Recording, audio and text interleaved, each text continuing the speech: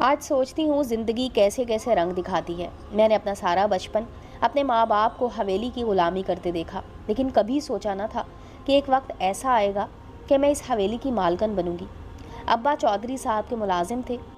एक रोज़ घोड़े की मालिश करते हुए अचानक उसकी लात अब्बा को लगी। वो तकलीफ़ से दोहरे हो गए और अस्पताल जाते ही दम तोड़ दिया। ये बड़ा सानहा था हमारे लिए। हम गरीबों की तो कुल कायनात ही अब्बा थे। क्या बताऊँ कितना दुख हुआ था मुझे। उस वक्त दिल चाहता था कि मैं भी उनके साथ ही मर जाऊं, लेकिन जीना मरना कब अपने हाथ में था। हमारी ज़मीन थी और ना ही जमा पूंजी, ना ही अब्बा की मुलाजमत सरकारी थी कि पेंशन का आसरा होता। मकान भी चौधरी साहब का दिया हुआ था, जिसमें सर छुपाए हुए थे।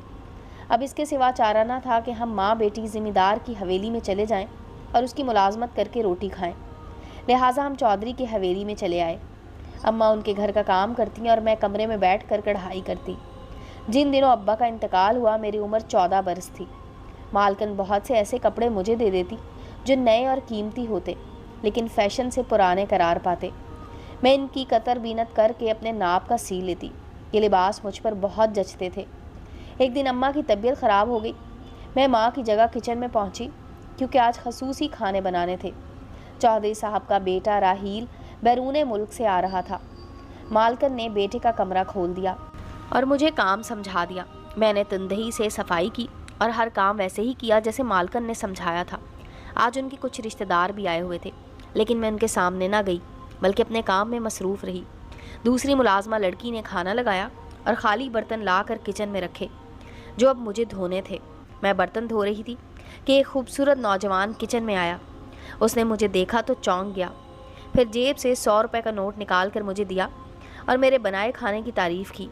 मैं बहुत खुश थी। काम ख़त्म करके अम्मा के पास आई। उनको बताया कि राहील ने मुझे 100 रुपये इनाम दिए हैं। माँ बोली, ख्याल करना कहीं इस बात पर मालकन नाराज़ ना हो जाए। बचपन में राहील बहुत शरारती हुआ करता था, फिर कोई शरारत ना करे। एक रोज़ मैं किचन में काम कर रही थी कि राहील पानी पीने के बहाने आ गया। मुझसे बातें करना चाही तो मैंने कहा, आप इधर ज़्यादा देर मत बात करें, अम्मा खफा होंगी। तुम उनकी परवाह मत करो, मुझे तुम्हारी मर्ज़ी चाहिए। मैं तुमसे शादी करना चाहता हूँ।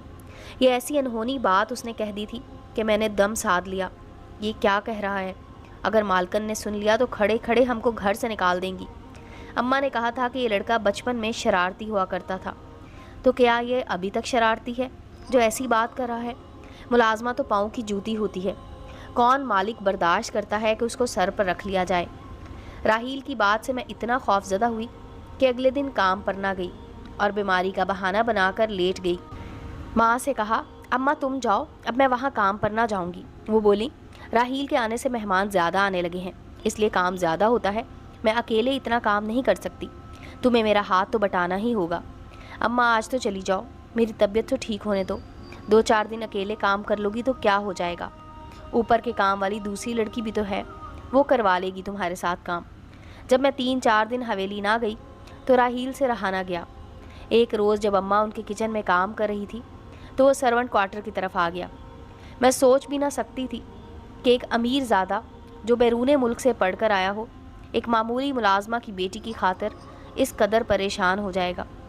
मैं राहील को सामने देखकर डर गई। उसने आते ही सवाल किया, क्यों नहीं आ रही तुम आजकल? मेरी तबीयत ख़राब थी, मैंने जवाब दिया। तुमने बहाना किया है, तुम मेरी बात का जवाब देना नहीं चाहती थी। शायद तुम मुझे पसंद नहीं करती। राहील साहब, खुदा के लिए मुझे शर्मिंदा ना करें, मेरा ख्याल छोड़ दें। हमारा और कोई ठिकाना नहीं है, हमें इज्जत से यहाँ रहने दें। मालकन को इल्म हो गया तो हम गरीबों के लिए बहुत बुरा होगा। आप तो मजाक करके अलग हो जाएंगे, शामत हमारी आ जाएगी। मैं मजाक नहीं कर रहा, मैं संजीदा हूँ। मैंने दुनिया की सैर की है, ज़माना देख कर आ रहा हूँ, सोच समझ कर फ़ैसला किया है। मेरी नज़र में अमीरी गरीबी का फ़र्क कुछ नहीं, तालीम का फ़र्क है। मैं तुमको तालीम दिलवाऊंगा। मैं सीरत को अहम समझता हूँ, दौलत को नहीं। मुझे लगा कि वो किसी दूसरी दुनिया से आया है और दूसरी दुनिया की ही बातें कर रहा है, या फिर मैं ख्वाब देख रही हूँ। मुझको गहरी सोच में डूबा देख कर वो बोला, तुम किसी और से मोहब्बत करती हो? मैंने हाथ जोड़कर कहा, राहील साहब, खुदा के लिए ऐसा वैसा कुछ मत सोचिए, बस मेरा ख्याल छोड़ दीजिए। मैं अब भी आपके घर की तरफ नहीं आऊँगी। ठीक है, उसने चलते चलते कहा, तो फिर मैं भी घर से चला जाऊँगा और फिर कभी वापस नहीं आऊँगा। चंद दिन गुजरे तो माँ ने मुझे कहा कि तुमको मालकन ने काम के लिए बुलाया है। अगले हफ्ते उनके बड़े बेटे नबील की शादी है। मैं जाना नहीं चाहती थी, लेकिन माँ के बार बार कहने और मजबूर करने पर मुझे जाना ही पड़ा। राहील ने मुझे देखा मगर बात ना की। वो ज़्यादातर चुप रहता था और किसी से हंसकर बात ना करता था। उसके रवैये से मुझे एहसास हुआ कि वो वाकई संजीदा है। उसने मेरे साथ दिल लगी नहीं की है, क्योंकि दिल लगी के तौर अतवार और तरह के होते हैं। अगर किसी का दिल किसी पर आ जाए तो ये कुछ ऐसी अजीब बात भी नहीं। बादशाह भी तो अपनी कनीज़ों से शादियां कर लेते थे, इसमें ऐसी क्या अनहोनी थी। जिस रोज़ नबील दुल्हा बना, मेहंदी वाला दिन था। मालकन ने मुझे बहुत अच्छा सूट दिया था जो मैंने इस मौके पर पहना हुआ था। सेहन में सब लोग जमा थे। मैं किचन में कुछ लेने गई तो वहाँ राहील मौजूद था। वो रेफ्रिजरेटर से ठंडे पानी की बोतल निकाल रहा था। अचानक मैं उसके सामने आई तो वो मुझे बस देखता ही रह गया। शायद उसको यकीन नहीं आ रहा था कि मैं हूँ। सफ़ेद बराक नए जोड़े में मुझको भी वो शहज़ादा लगा। मैं सोचने लगी आखिर मैंने क्या जुर्म किया है जो इतना डर गई हूँ। तब मैंने फ़ैसला कर लिया कि इससे अपने दिल की बात कह दूँगी और किसी से नहीं डरूँगी। मेरे चेहरे के तासुरात से उसने मेरे दिल की बात जान ली। कहने लगा, आखिरी बार कह रहा हूँ, अगर मुझसे शादी मंजूर है तो हाँ कह दो, वरना मैं अगले हफ्ते इंग्लैंड रवाना हो जाऊँगा। फिर यहाँ कभी कोई मेरी सूरत ना देख सकेगा। उसकी इस धमकी ने मेरे दिल पर बिजली गिरा दी और हिम्मत करके मैंने कह दिया, आप अपने वालिदैन को राज़ी कर सकते हैं तो मुझे मंजूर है। वो खुश हो गया। कहने लगा, बड़े भाई की शादी के बाद मैं अपने बाबा जान से बात करूँगा। उसके बड़े भाई की शादी हो गई। दुल्हन उनकी खाला की बेटी थी। वो ज़मींदार घराने की बहुत खूबसूरत नाजुक अंदाम लड़की थी। ये उनके हम पल्ला लोग थे। मैं शबाना को भाभी ही कहती थी। एक दिन भाभी की अम्मी के साथ एक औरत आई। ये उनके मैनेजर की बीवी थी जो उनकी अराजी के अमूर संभालता था। उसका बेटा शहर में नौकरी करता था। उस औरत ने भाभी से मेरे बारे में पूछा। उन्होंने बताया कि खालू जान के पुराने मुंशी रहमत अली की बेटी है। उनकी वफ़ात हो गई है। ये माँ बेटी अब हमारे पास ही रहती हैं। उस औरत ने मुझे पसंद कर लिया और अम्मा से मेरा रिश्ता मांगा। मेरी माँ तो खुश हो गई। वो जल्द अज जल्द मेरी शादी करना चाहती थी, लेकिन मैंने इनकार कर दिया। माँ ने वजह पूछी। मैंने बता दिया कि राहील मुझसे शादी करना चाहते हैं। यह सुनकर अम्मा के तो होश गुम हो गए। राहील और तेरा ये कैसे हो सकता है? कहीं तो पागल तो नहीं हो गई? मैंने कहा, अम्मा अगर यकीन नहीं तो उससे पूछ लो। अम्मा ने मौका पाकर राहील से बात की। उसने जवाब दिया कि ये सच है, मैं शादी आपकी बेटी रोशन से ही करूँगा, कहीं और उसका रिश्ता ना करना। मैं आजकल अपने वालिदैन से बात करूँगा और उनको मना लूँगा। राहील ने वालिदैन से बात की। वालिद तो सोच बचार में पड़ गए, लेकिन मालकन सख्त गुस्से में थी। वो मुझे मुर्दे इल्ज़ाम ठहरा रही थी। तब मेरी माँ और मैंने कलाम पाक उठाकर उनको यकीन दिलाया कि इसमें हमारा कोई कसूर नहीं है, आप अपने बेटे से पूछ लें।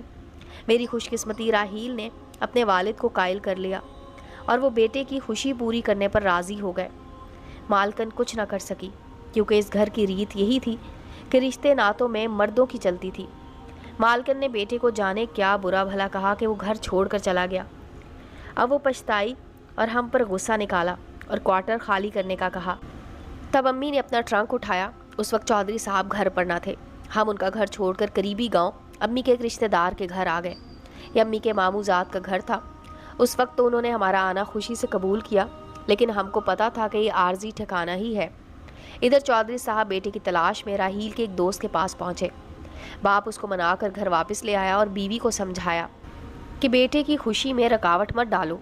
ये जवान लड़का है, एक बार बैरूने मुल्क निकल गया तो मुंह देखने से रह जाओगी। हमारे कौन से ज़्यादा फर्जंद हैं, 2 ही तो बेटे हैं।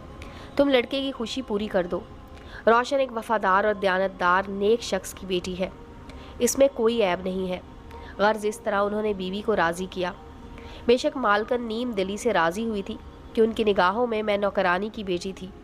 वो मेरे वालिद की शराफत और वफादारी को भुला बैठी थी। ताहम उसने ये शर्त रखी कि लड़की का निकाह उसके मैके में होगा और हम बाद में उसको जाकर ले आएंगे। सो मेरा निकाह मामू के घर हुआ। बाद में चंद बुज़ुर्गों और मोअज़्ज़िज़ीन के हमरा चौधरी साहब मुझे अपने साथ हवेली ले आए, क्योंकि राहील को वो खोना ना चाहते थे। ये कोई फ़िल्मी कहानी नहीं, हकीकत है कि मुझे इस बड़े घराने ने कबूल कर लिया और मैं चौधरी साहब की बहू बनकर हवेली में उतरी। हवेली की औरतों का सलूक शुरू में मुझसे अच्छा न था। मुंह से कुछ न कहती थी, मगर दिल में उनके हकारत भरी हुई थी। इस सूरत-ए-हाल से मुझको दुख होता था। तब राहील कहते कि तुम इन पर ध्यान मत दो, अपनी पढ़ाई पर ध्यान दो। मैट्रिक कर लो तो मैं तुम्हें अपने साथ बरतानिया ले जाऊंगा। उन्होंने मेरे लिए टीचर का इंतज़ाम घर पर कर दिया था, लेकिन बाहर जाने की नौबत ना आई। मेरे ससुर बीमार पड़ गए तो मैंने एक बेटी की तरह उनकी खिदमत की। जब सास ने ये देखा तब उनका दिल नरम हुआ, क्योंकि उनकी कोई बेटी ना थी और आगे उन्होंने भी बुढ़ापा देखना था। मेरे ससुर साहब का इंतकाल हो गया। आधी जायदाद धन दौलत के वारिस राहील हो गए। उन्होंने अपनी अलग कोठी बनवा ली। मेरे 4 बच्चे हो गए। अब उन बच्चों की वजह से मैं सास की मोहब्बत में हकदार बनी। हम गर्मियों की छुट्टियां शहर से आकर उनके पास गांव में गुजारते हैं। बेशक मेरी सास मुझसे प्यार नहीं करती हूँ, लेकिन वो अपने पोते पोतियों से बहुत प्यार करती थी। जब तक वो ज़िंदा रहीं मैं उनके घर में डर डर कर कदम रखती थी। लेकिन जब वो शदीद बीमार हो गई तब उन्होंने मुझे कहा, बेटी अब तुम यहाँ मेरे पास रहो, मुझे तुम्हारी ज़रूरत है। वाकई उनको इन दिनों मेरी शदीद ज़रूरत थी। मैं उनका ख्याल रखती, खिदमत करती। उनको फालिज हुआ तो मैंने दिन रात उनके लिए एक कर दिए। हर लम्हा उनकी खिदमत में हाजिर रहती थी। उनकी वफ़ात के बाद मुझे भी हवेली में उतना ही इस्तेहकाक मिला जितना मेरी जिठानी को मिला था। मैं राहील को दाद देती हूँ जिन्होंने हिम्मत की, वरना मैं कहाँ हवेली की मालकन बनने के ख्वाब देख सकती थी। इंसान की कदर होनी चाहिए, रुपए पैसे की नहीं। राहील ने मुझे इज़्ज़त दी और मैंने ख्वाब उनके वालिदैन की खिदमत की, उनका दिल जीता। आज मेरे पास सब कुछ है। बस इस बात की ख्वाहिश है कि अल्लाह मेरी औलाद को भी कामयाब करे। राहील की तरह वो भी इंसान की कदर करना जाने, रुपए पैसे के चक्कर में फंस कर ज़िंदगी की रंगीनियों में उलझ ना जाएं।